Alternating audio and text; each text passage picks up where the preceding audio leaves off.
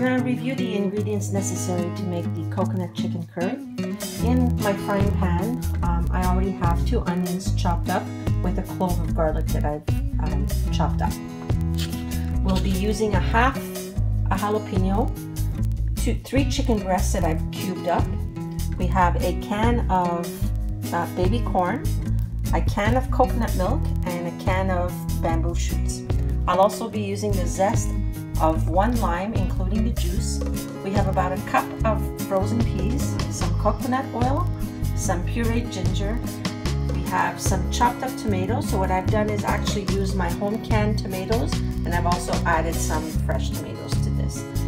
And as far as spices are concerned, we're going to be using a ½ teaspoon of turmeric, a ½ teaspoon of cumin powder, 1 tablespoon of coriander powder, and ½ teaspoon of chili powder, and of course salt and pepper. Let's start cooking. So in my pan I already have the sliced onion and the chopped up garlic.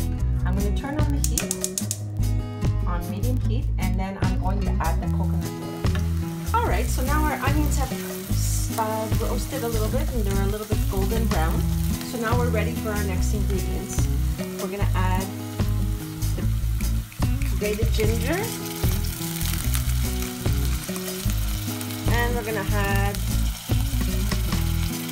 the jalapeno pepper. We're just gonna saute this for about a minute or so, and then I'll show you what the next steps are.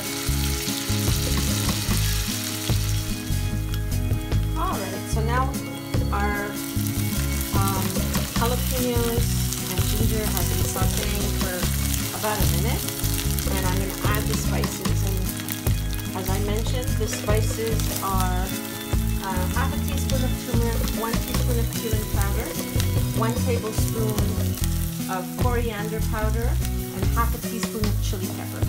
And I also added about maybe a teaspoon of actual curry powder to this to just enhance the curry flavor.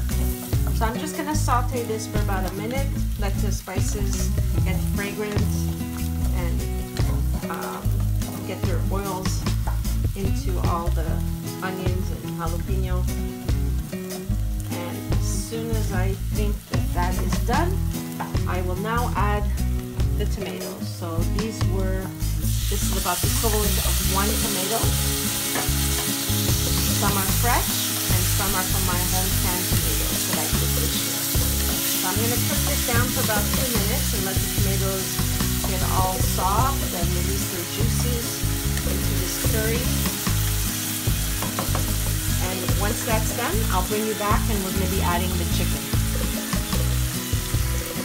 So as you can see, the tomatoes have cooked down, and what I did was with the back of the spoon, I just mashed up the tomatoes to make sure that they release all their juices. So this recipe calls for a cup of water,